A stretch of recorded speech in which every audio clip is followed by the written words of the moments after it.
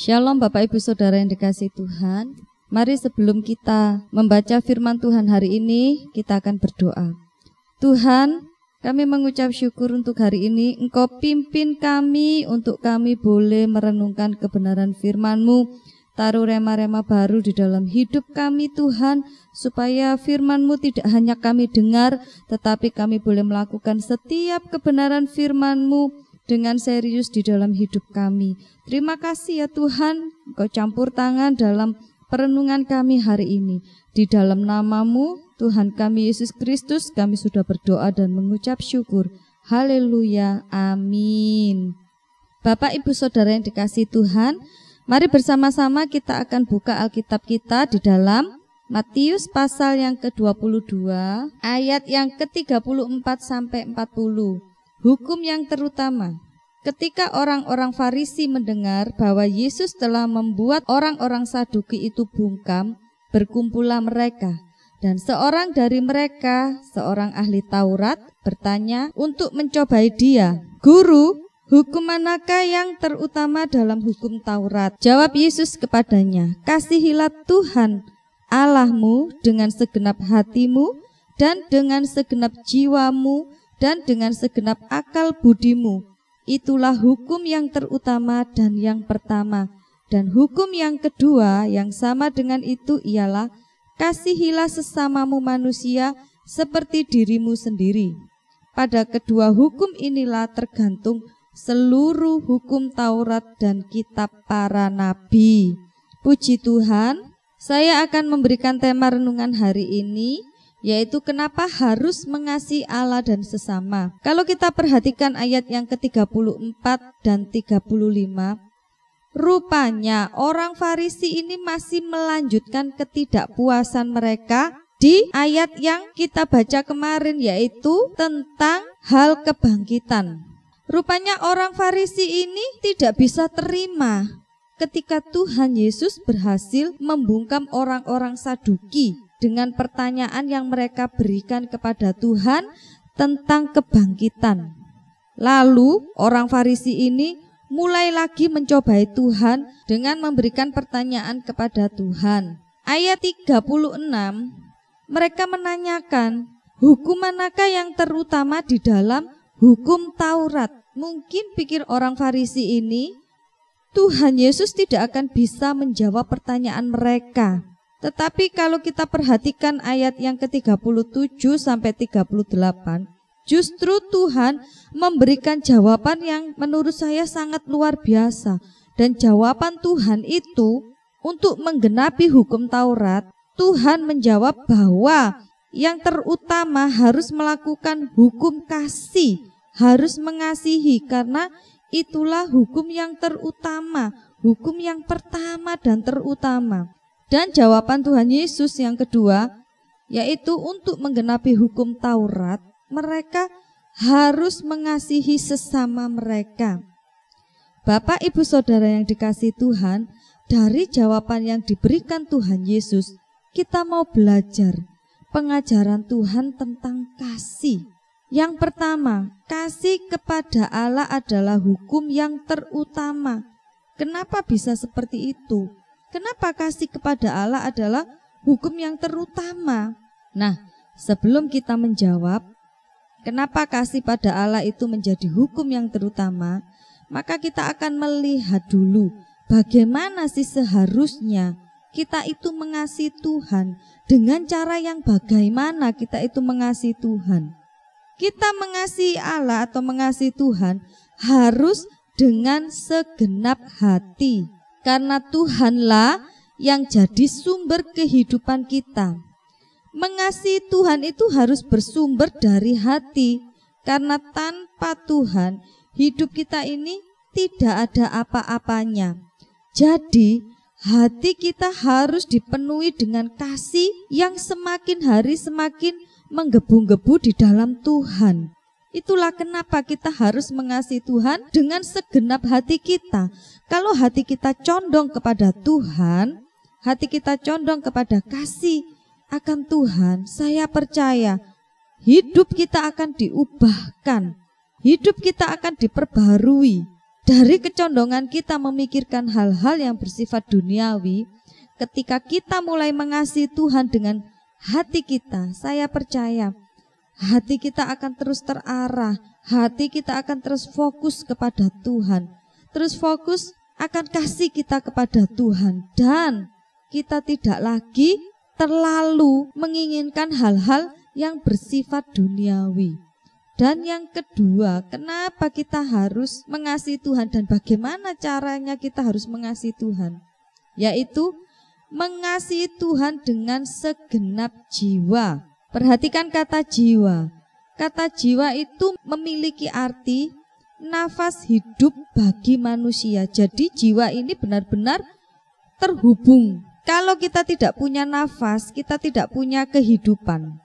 Dan jiwa kita akan disebut mati. Karena itu kita harus mengasihi Tuhan dengan segenap jiwa. Mengasihi Tuhan dengan segenap jiwa, yaitu mengasihi Tuhan itu harus dilakukan dalam setiap nafas hidup kita. Selama kita mengasihi Tuhan, selama kita hidup, artinya kita tidak boleh berhenti untuk mengasihi Tuhan. Selama jiwa ini masih ada, selama jiwa ini masih hidup, maka tugas kita adalah mengasihi Tuhan dengan segenap jiwa kita.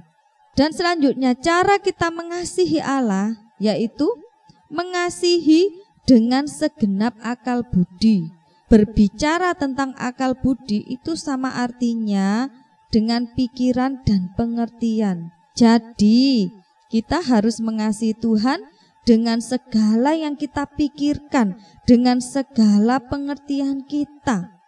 Apapun yang ada di dalam pikiran kita, ketika kita berinteraksi dengan orang, ketika kita sedang melakukan aktivitas atau banyak hal di dalam hidup kita, pikiran kita itu harus tetap fokus kepada kasih kita akan Tuhan. Kalau kita mendasari segala sesuatu yang kita lakukan dan mendasari dengan kasih kepada Tuhan, saya percaya pikiran kita pun dapat diubahkan oleh Tuhan. Pengertian kita pun dapat diubahkan oleh Tuhan.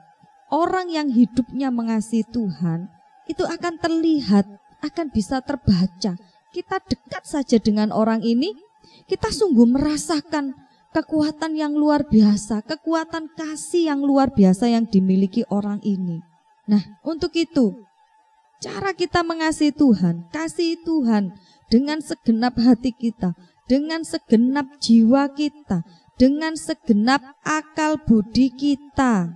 Dan segala yang kita pikirkan, segala yang kita mengerti, harus tetap kita hubungkan dengan kasih kepada Allah. Bapak, Ibu, Saudara yang dikasihi Tuhan, setelah kita tahu bagaimana seharusnya kita mengasihi Tuhan, bagaimana cara kita mengasihi Tuhan, maka kita akan menemukan jawaban. Kenapa sih kasih pada Allah itu sebagai hukum yang utama dan terutama di dalam hidup kita?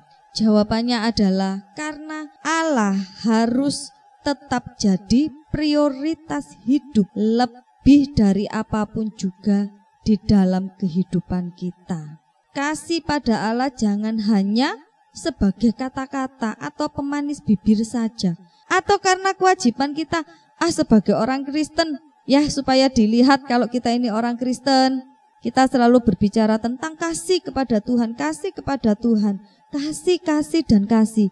Tapi ternyata di dalam kehidupan sehari-hari tidak sedikit pun didapati hati kita mengasihi Tuhan, jiwa kita mengasihi Tuhan, akal budi kita mengasihi Tuhan.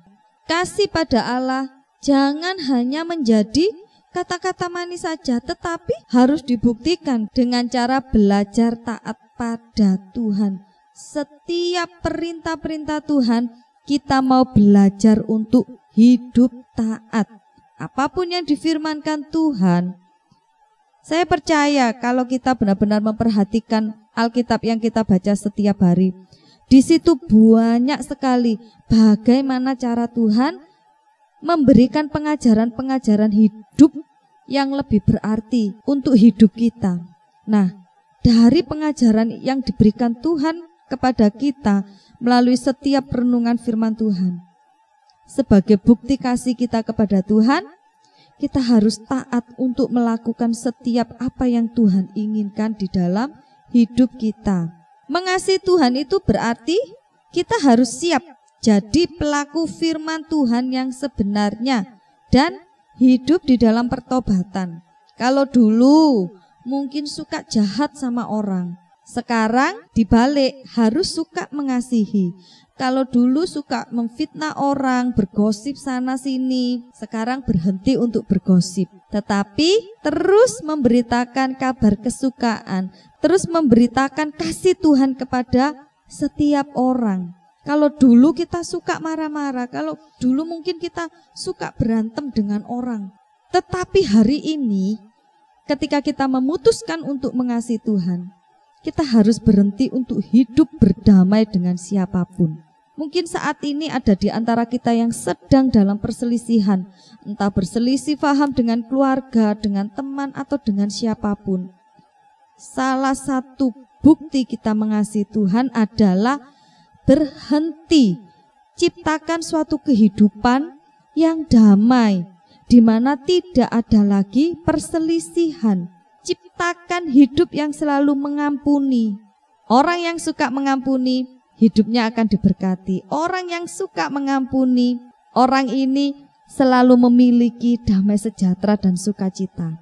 Orang yang dekat dengan orang yang suka mengampuni itu rasanya berbeda dengan orang yang selalu dipenuhi dengan rasa pahit hati, entah pahit pada Tuhan atau memiliki pahit hati pada sesama. Kalau kita dekat-dekat dengan orang yang masih memiliki pahit hati kepada Tuhan atau sesama yang belum dibereskan, itu kalau bagi saya itu merasa tidak nyaman gitu. Karena setiap perkataan mereka itu hal-hal negatif yang keluar itu sangat kuat.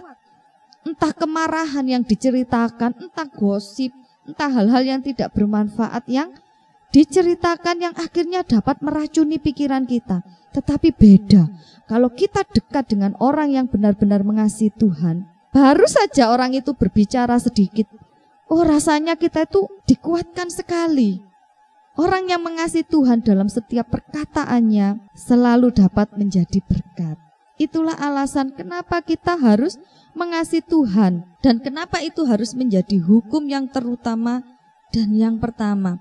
Karena kasih kita kepada Tuhan itu akan mengubah kehidupan kita dari hidup yang buruk.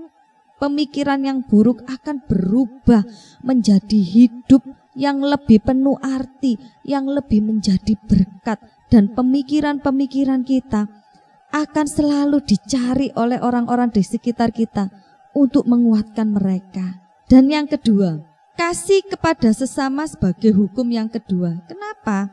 Karena percuma kita mengasihi Tuhan, tapi dengan sesama tidak ada kasih sama sekali. Orang yang selalu bilang mengasihi Tuhan, secara otomatis orang ini akan punya kasih juga kepada sesamanya. Kalau kita mengasihi Tuhan, maka kita akan belajar prinsip-prinsip yang Tuhan sudah ajarkan kepada kita. Salah satunya adalah mengasihi. Saya percaya jika kasih yang menjadi landasan hidup kita, menjadi prinsip hidup kita, nama Tuhan pasti akan dipermuliakan.